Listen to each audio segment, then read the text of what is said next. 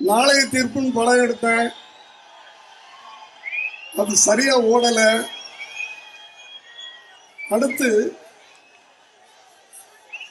அவரை எப்படியாவது நடிகன் ஆக்கிடணும்,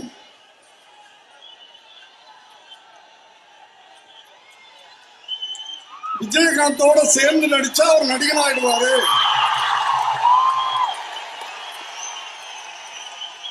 அப்படின்ற ஆசையில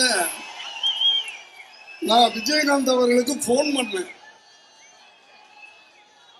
இது நல்லா கேட்டுக்குங்க, அவர்கிட்ட போன் பண்ணேன், டைரக்டா பேசுவேன், அந்த உரிமை எனக்கு இருந்தது, அவர் கொடுத்திருந்தார். போன் பண்ணா என்ன சார் சொல்லுங்க சார், எங்க விஜய் இருக்கிறேன், வீட்டில் இருக்கிறேன், ஒரு 5 நிமிஷத்துல வீட்டுக்கு வர்றேன்னு சொன்னேன். ஆனா 2 நிமிஷத்துல அவர் ஏன் வீட்டுக்கு வந்துட்டார்.